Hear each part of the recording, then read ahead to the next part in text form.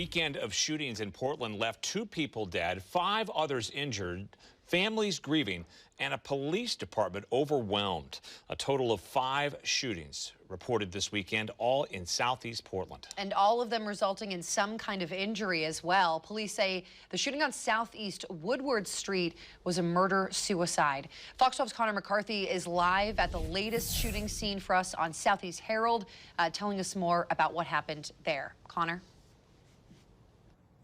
Well, Pete and Bonnie, it was a very busy weekend for Portland police. Here on Southeast Herald Street, neighbors tell me that they're shaken up knowing that a teenage girl was shot on their street by a stranger while she sat in a car with her friends. Now, this weekend was so overwhelming for Portland police. At one point Saturday morning, they actually stopped responding to nonviolent calls, simply because there weren't enough officers to respond to all of those calls. It felt nonstop this weekend. 5 different shootings throughout southeast Portland left 2 Portlanders dead and 5 others injured, and a police department overwhelmed. Our members are being worked just absolutely to exhaustion, and so that is very damaging for morale. Aaron Schmutz is the Portland Police Association president. He says it's becoming too common now where police have to pause responding to certain calls because they're so understaffed. In many places, it's a nightly occurrence, depending on the day and time. It used to be, when like bars would close in downtown Portland, you'd have large kind of influx of people, and the concern for potential violence, you'd have to do that. But it's just becoming something that's fairly common, which again is very, very problematic. Starting Saturday morning around 12:30, the first call came in about a shooting on Southeast Woodstock Boulevard. 45 minutes later, police responded to a shooting on Southeast 127th Avenue. Again, less than an hour later, a shooting was called in on Southeast Woodward Street.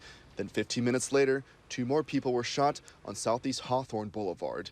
This triggered a pause in officers responding to nonviolent calls. People who have never been victims of crime before, people who are calling the police for the first time, when their response is, "We can't come," I think that's hugely impactful on public safety. Schmutz says the short answer to this problem is hiring more people to work. He says Portland is still short 800 officers. In the long run, to fix this problem, Schmutz says the community needs to continue to have constructive conversations about policing, so everyone who calls 911 looking for help is able to get the help they need from their local police agencies. The biggest mistake that any city can make is being overly reactionary. It is very important, especially in Portland, that when we see things happen, especially around the country, that we have questions about when it comes to law enforcement, that we have the stamina to sit and listen, hear what we need to do to be better, and then get better together.